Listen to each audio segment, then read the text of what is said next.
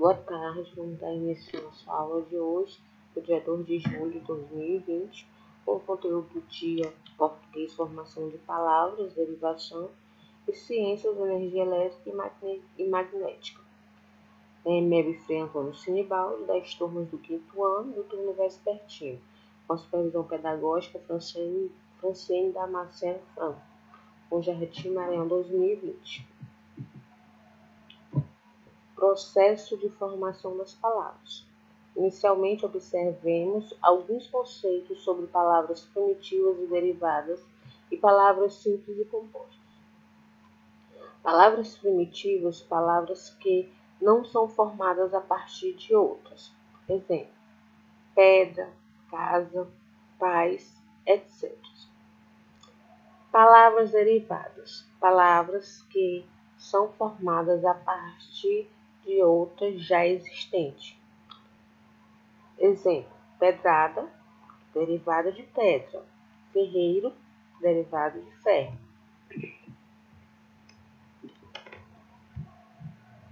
Os processos de formação de outras palavras a partir de algumas já existentes recebem nomes específicos. É o que veremos a seguir. Derivação prefixal é quando atribuímos um prefixo para se juntar antes da palavra primitiva. Prefixo se aparece antes da forma de base. Observe o exemplo.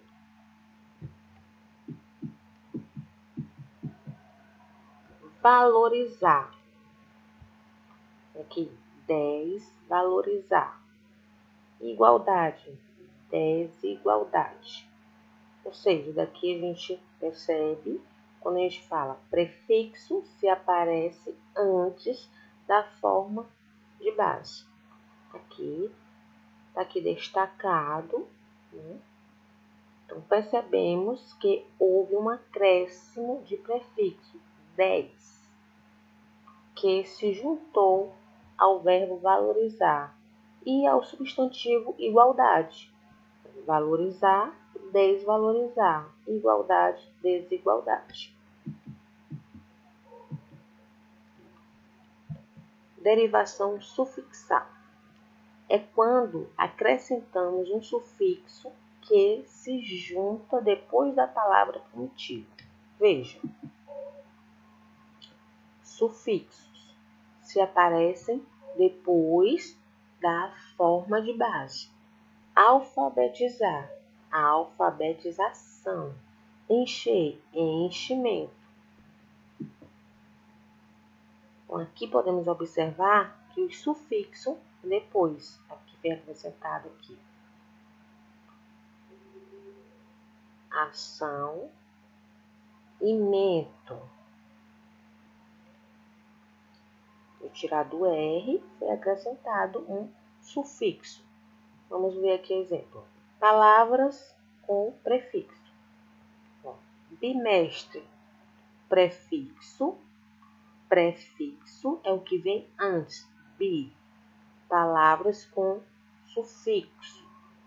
Mãozinha, o sufixo que é depois inha. Revisão. Quem é o prefixo? Ré. Desmentir. Prefixo 10, que vem antes. Subestimar. Prefixo sub.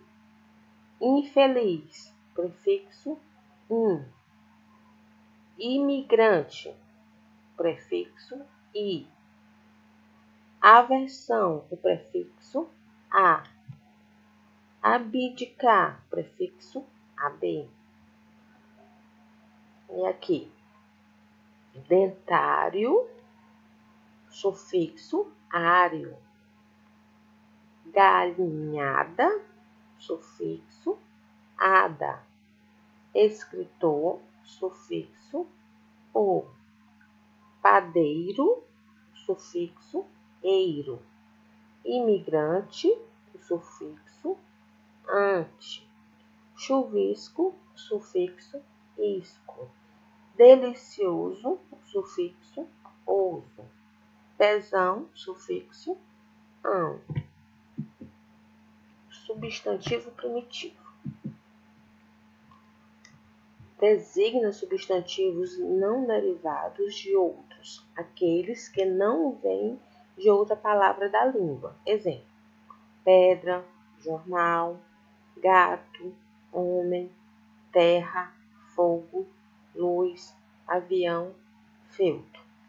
Essas palavras, elas são primitivas, ou seja, elas não vêm de outra palavra. Substantivo derivado. Designa substantivos formados a partir de um substantivo primitivo existente no idioma. Exemplo: pedreiro. Pedreiro é uma palavra derivada de pedra. Jornalista é uma palavra derivada de jornal. Gatinho é uma palavra derivada de gato. Homúnculo é uma palavra derivada de homem. Terrestre é uma palavra derivada de terra. Fogaréu, palavra derivada de fogo. Luzeiro, palavra derivada de luz. Aviador, palavra derivada de avião. Feudalismo, palavra derivada de feudo. Ou seja, elas vêm de outra palavra. Sendo assim, os substantivos primitivos acrescidos de um afixo dão origem aos substantivos derivados, como podemos ver abaixo. Terra, território. Luz, luminosidade. Feudo, feudalismo. Fogo, fogueira. Avião, aviador. Então, território vem de terra. Luminosidade vem de luz, que se deriva da luz. Feudalismo é derivado de feudo, porque vem da palavra feudo. Fogueira é derivado de fogo, que vem da palavra fogo. Aviador vem de avião. Palavras primitivas, palavras derivadas. Então, feito, uma palavra derivada de feito, desfeito. Feliz, infeliz. Perfeito, imperfeito. Avô, bisavô. Meter, submeter. Cota, cotista. Claro, claramente. Cobrar, cobrador. Leite, leiteiro. Ok, crianças? Espero que vocês tenham entendido. Tem uma boa atividade de português. Vamos passar para ciências. Então, vamos iniciar nossa aula de ciência. Nós vamos falar de energia elétrica e magnética. Toda matéria é formada de partículas minúsculas. Essas partículas têm cargas elétricas que podem ser positivas ou negativas. Quem são elas? Prótons, nós representamos pelo sinalzinho de mais, cargas positivas. E os elétrons, que é representado pelo sinalzinho de menos, cargas negativas. Todos os corpos têm certa quantidade de cargas elétricas, mas as quantidades e cargas positivas e negativas são iguais e distribuídas de maneira uniforme na maior parte do tempo. Quando há diferença de cargas positivas e negativas, podemos notar a presença de eletricidade nos objetos. Cargas elétricas. Cargas elétricas são de dois tipos, positivas e negativas. Os prótons e os elétrons possuem uma propriedade denominada carga elétrica, que aparecem na natureza em dois tipos. Por isso, a do próton foi convencionada como positiva e a do elétron como negativa. Como falamos aqui, a mesma quantidade que nós temos de prótons, nós temos de elétrons. Ó, 2. 2. Quando há perca de perdemos um prótons. Vai haver eletricidade. Se perdermos um elétron, vai haver eletricidade. No átomo, em seu estado natural, não existe uma predominância de carga elétrica, porque o número de prótons é igual ao número de elétrons, o que o torna neutro. No entanto, quando ele perde ou ganha elétrons, dizemos que está eletrizado, que é um corpo eletrizado positivamente. Quando um corpo possui uma maior quantidade de cargas positivas, dizemos que perdeu elétrons e por isso está eletrizado positivamente. Então, quando há uma perca de cargas de elétrons, que é cargas negativas, ela ficou com mais positivas, ou seja, o corpo está eletrizado positivamente. Corpo eletrizado negativamente é quando um corpo possui mais cargas negativas que positivas, ou seja, quando ganha elétrons. Atração dos corpos. Quando partículas estão eletrizadas com cargas de sinais contrários se atraem. Então, quando tem aqui, essa aqui tem uma carga mais de quê? De prótons, mais positiva. E esse aqui tem cargas negativas. Então, eles vão se atrair, que ali vai haver o quê? Uma eletricidade. Seja porque um tem mais positivo e o outro tem mais negativos.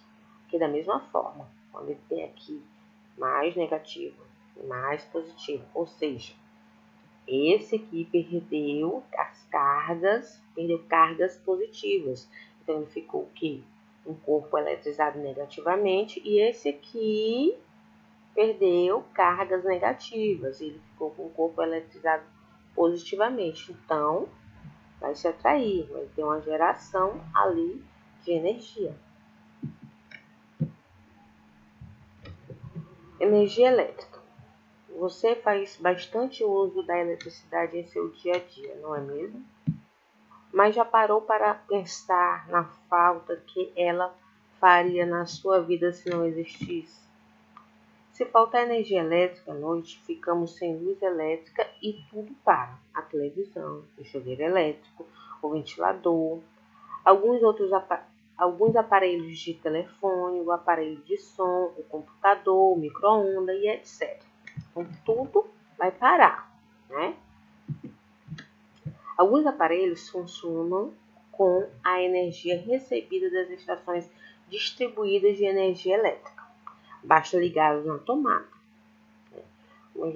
A televisão, a gente ligar na tomada, ele vai funcionar. DVD, um som. E daí são vários. Mas há muitos outros aparelhos que funcionam utilizando energia elétrica sem termos de ligar diretamente na tomada, como o celular, o rádio e as calculadoras, e vários outros. Eles recebem energia de pilhas e baterias. A grande parte da energia elétrica produzida no Brasil é gerada por usinas hidrelétricas. Isso porque o país é rico em rios com grandes extensões caudalosos e correndo sobre planaltos e de depressões. A principal fonte de energia elétrica do Brasil é a energia hidráulica. Ela é bastante utilizada na geração de eletricidade. As usinas hidrelétricas fornecem aproximadamente 90% de energia elétrica em todo o território brasileiro e 10% são utilizadas pelas usinas termoelétricas ou nucleares. Ou seja, a nossa energia é gerada a maior parte de usinas hidrelétricas, que elas funcionam à base de água. Porque nosso Brasil, ele é rico, nosso país é rico em rios, em grandes extensões. Então, é feito um reservatório, de água para poder estar gerando essa energia. Vamos ver aqui na frente. Aqui está uma imagem, de uma usina hidrelétrica, de um reservatório, reservatório de água que funciona para estar gerando a nossa energia. Aqui uma usina hidrelétrica. Vamos olhar aqui. Tem aqui o reservatório de água. Aqui é um canal, então ele vem e passa por esse duto. E aqui tem a turbina. E essa turbina, ela vai girar com a força da água. E o gerador que vai dessas linhas aqui, distribuição de energia. Então, a nossa energia, ela funciona assim. Então, vamos ver circuito elétrico. Quando ligamos os aparelhos elétricos à rede elétrica ou uma pilha, permitimos que cargas elétricas se movimentam através dos fios. Esse movimento das cargas forma uma corrente elétrica. É a passagem da corrente elétrica pelos componentes internos de um aparelho que faz com que ele funcione. Mas, para que haja corrente elétrica, os aparelhos funcionem, todos os componentes devem estar conectados sem interrupção, formando um circuito elétrico. Ou seja, o que é um circuito elétrico? É uma ligação de elementos como geradores, receptores, resistores, capacitores, interruptores, feito por meio de fios condutores, formando um caminho fechado que produz uma corrente elétrica. Ou seja, você vai ter uma base, um gerador, para poder gerar, mandar essa energia aqui, para poder estar ligando essa lâmpadazinha. Acompanhe pelo livro, vocês vão ver que ele precisa estar aqui fechado para poder gerar essa energia. Vamos à frente. A passagem da corrente elétrica por um circuito depende de ele estar aberto ou fechado. Como? Se a passagem de energia, então aqui quando a energia vai passar, aqui está o que a chave está aberta, então ela não tem como levar a energia para ligar essa lâmpadazinha. Aqui vai uma parte direta, mas aqui está o que? Aberto, então a energia não passa, então não é gerado. Então o circuito tem que estar o que? Fechado. Então como isso? Aqui, vai passando aqui e aqui está fechado, essa chave está fechada, então a energia vai passando e liga a lâmpada. Boa atividade.